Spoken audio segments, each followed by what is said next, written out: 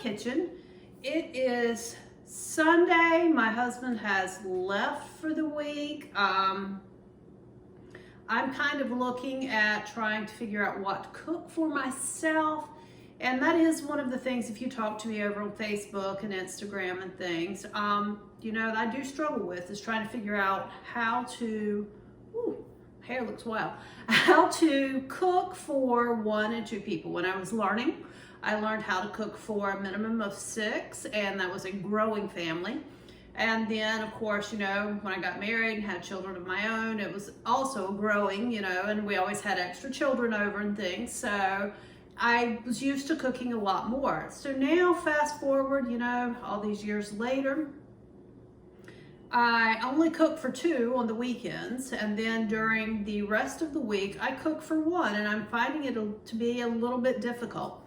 So today I am sharing a 5-ingredient, not counting your spices, casserole that can be popped in the air fryer. Now this is just a simple breakfast bake, and it's one that I can fix for myself and kind of cobble the ingredients together, so it's kind of a waste not want not. I have some bread that I'm going to use up. I had a little bit of shredded cheese left. I had some leftover bacon, things like that. So I'm going to pull this together. We're going to pop it in the air fryer and show you how to make this. So if you know, it would serve 4 people at a meal. For me, it's going to actually be breakfast for the next 3 or 4 days. And is there anything else that I should tell you? Oh, recipe will be down below. I am estimating on my cooking time. I will test the temperature, and if we have to adjust it, we will. So just kind of bear with me, and I'm also trying to figure out the best way to film in this kitchen. Our old kitchen had a huge island that did not have a sink in the middle of it, so it made for good working space.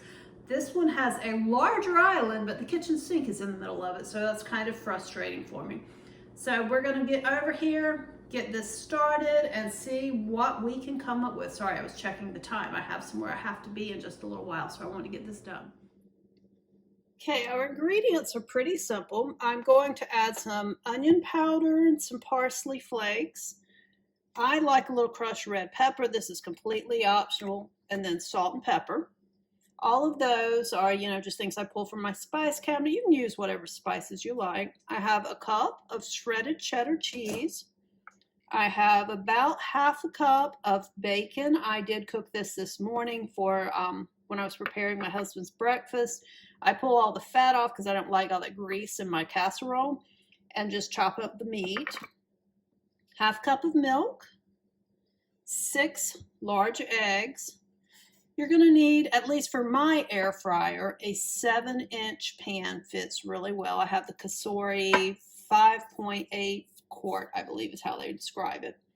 So it's the basket style. I do not have the dual blaze, the new one. This pan I actually ordered on Amazon. I'm not, no affiliations, etc., but I will try to remember to put the link down below. And then I have 4 slices of bread that are getting old. You can make this with gluten-free bread, wheat bread, Texas toast. You can even use, you know how you buy the prepackaged stuffing mix that's not seasoned? You can use that as well. So we're going to get started. What I like to do first is toast my bread. So I'm going to pop that in the air fryer, do double duty. While it's toasting, it'll kind of be preheating the air fryer. If you don't want your bread toasted, you probably are going to want to preheat your air fryer. I'm going to aim for 350, but I'll actually let this preheat at a higher temperature. So let's get that going, and then we'll work on our other ingredients. So my air fryer is, like I said, the basket style. Fits 4 regular slices of bread. Oh, can't see what I'm doing, can you? Perfectly. Let's plug this in.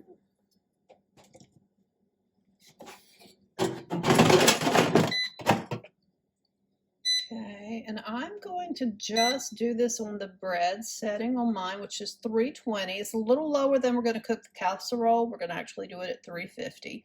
But this will be fine for now, and I'm not even going to worry about preheating it. That'll buy me some time to get everything else together. Mash start.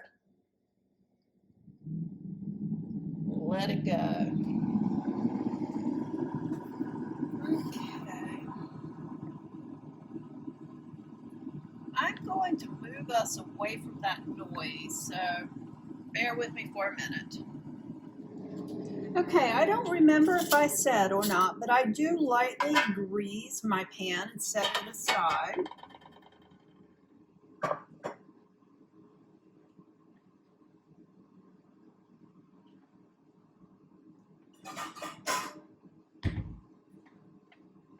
Get a little bowl for my eggshells here. So, in a large bowl, I'm actually using the glass measuring cup. I don't remember, what is it, about 2 quarts maybe? Yeah, 2 quart glass measuring cup, because it's got the spout, it's easy to pour.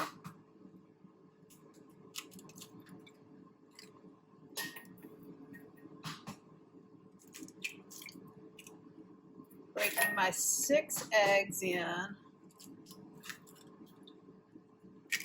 I don't have hens anymore, but I'm sure, as you all know, if you're using fresh hen eggs, you are really going to want to break them individually into a separate bowl, just to be safe.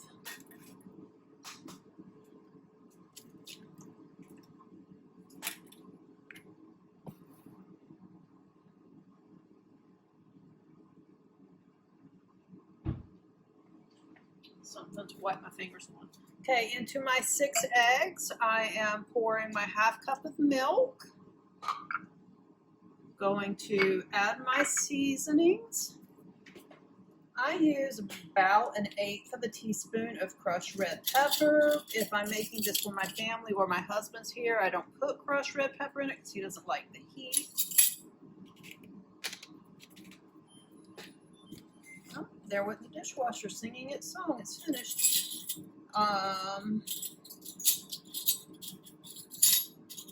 Add a teaspoon of dried parsley. You are welcome to add fresh. This is more of a pantry staple type dish for me. Going to pop in about, actually, you know what? Let me finish the spices first. Sorry. I'm going to put in a ½ teaspoon of onion powder. You could put, and I have in the past, sauteed fresh onions and tossed in. I'm feeling lazy today. This is all about having less dishes to wash, not more. Putting in a 1/4 of a teaspoon of black pepper. A scant 1/4 of a teaspoon of black pepper.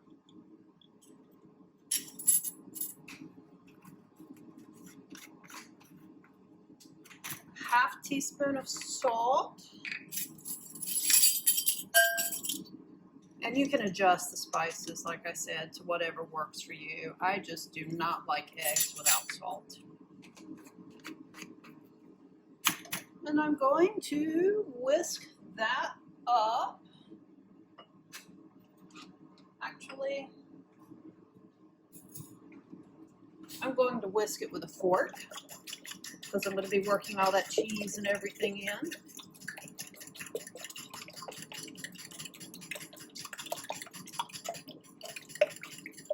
Growing up, I honestly don't ever remember my mom using a whisk for anything. She probably had one somewhere, but she always used a fork when doing eggs or scrambling eggs. And then I'm going to dump in our bacon. This was actually a thick country style bacon. And I want to put in about half of my cheese. And I'm going to save about, I'm going to put in about 2/3, and I'll save just a little bit to sprinkle on top.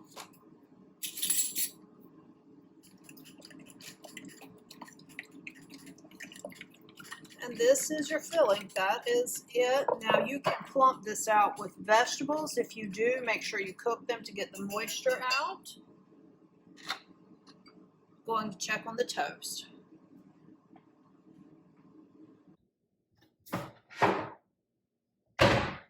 Ooh, I didn't mean to bang that cabinet.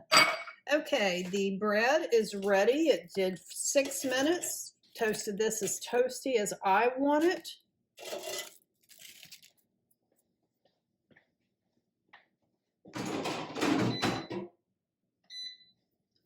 Putting the drawer back in the air fryer so it will stay warm.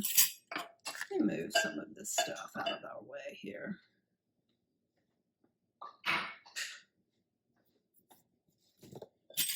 Okay, that'll work.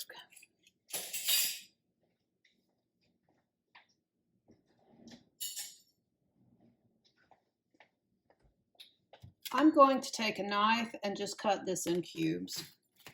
You could tear it up if you wanted. it's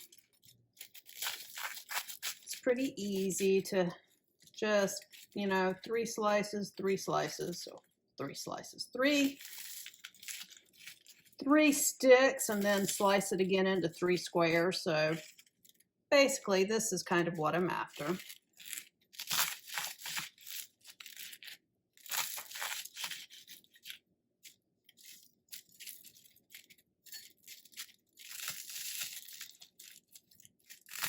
This recipe can be easily doubled.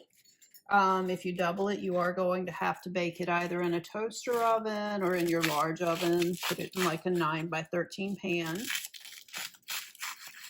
It's also a great one that you can make like everything the night before, refrigerate it, kind of let your bread absorb all that. I've got this thing with an issue with the texture of soggy bread. So I like to toast my bread first, and then I also like to just go ahead and cook it at the same time. So this is a couple of cups of bread. Pretty large cubes. I'm just going to put them right in our pan.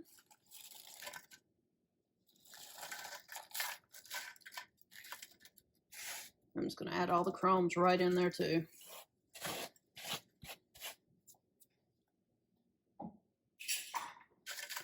I just kind of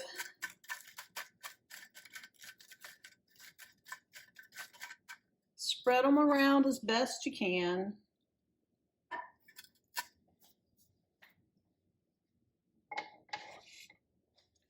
Now I'm going to put my egg ingredients right on top.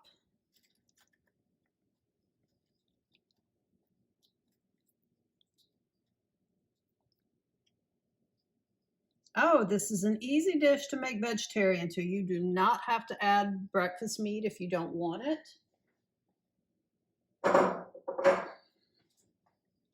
I'm just trying to make sure there's no waste, so because I had bacon already cooked, I'm tossing in the bacon. And I'm going to spread out the bacon some. Mash my bread down in it best I can.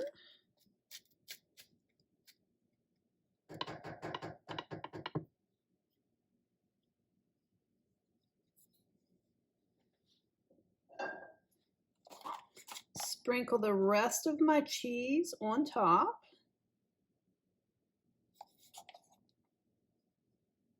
This is extra sharp cheddar, but you can use what makes you happy. It's your kitchen, your rules. Okay. I'm gonna take this over. Okay, we are back at the air fryer. Be careful because your air fryer should be heated.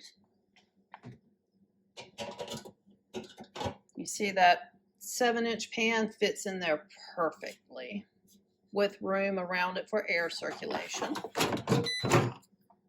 I'm going to just pick a button because I'm actually setting my own temperature. So the steak, I'm going to do the temperature of dropping it down to 350. Time, I'm going to up it to, I'm going to check this at 15 minutes. Our goal is to have it 165 degrees in the center. So we'll start with 15 minutes, see how it does, and go from there. And 15 minutes gives me plenty of time to clean up my mess. Okay, at about halfway of our cooking time, I want to check it. It's starting to look a little brown. I'm going to drop our heat down to 300 and still let it go. We'll come back and check it again in another 5-ish minutes.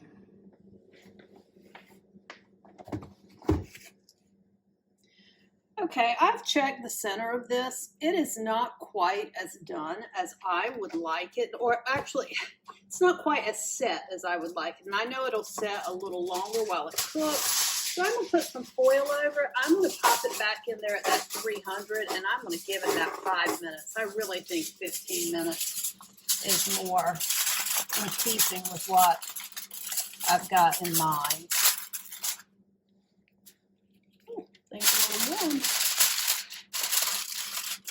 Remember with the air fryer to tuck a little corner of your foil under so it won't pull up into your element.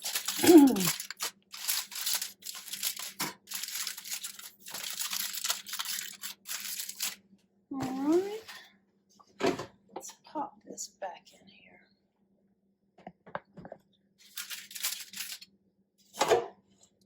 It is still warm, but I've got tough hands, so there we go. Ooh, I didn't mean to drop that. Right, it's coming right back on at the 300 for the 5 minutes, and I'm going to let it go. Okay, the 15 minutes just finished. Pull the foil off and see how this is looking.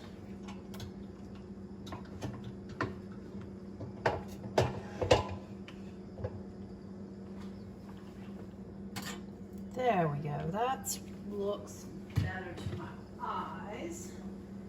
Let's check the temperature.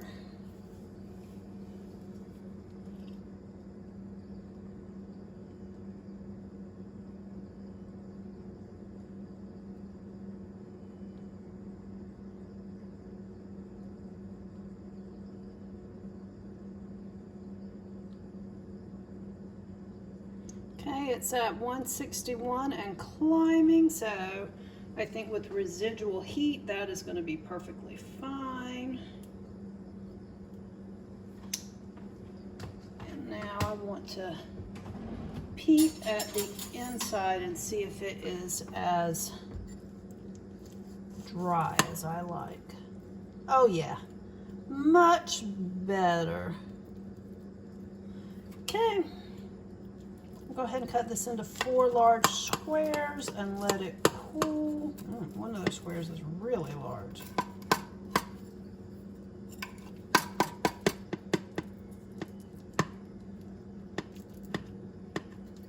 When it's had a little time to cool, I will come back and plate it up and show you how it looks. Okay, this has had time to cool. You can see it's nice and done, nice and crispy. I do want to, I'll taste it in just a second, but I do want to offer a word of caution. An air fryer is just like an oven. They vary. Check your eggs, check your doneness, make sure it's as done as you like. If it starts to brown too much on top, stop, put some foil over it, or reduce your baking time up front. I kind of like mine crispy because I do not, I have this thing about, what is it, kitty? Sorry, my cat's talking to me. I have this thing about not liking runny eggs. So let's see, let's try a taste.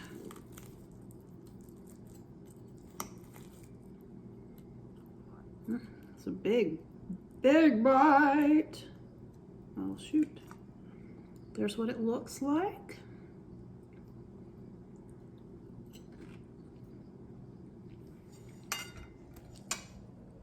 Whoa. I almost dropped you.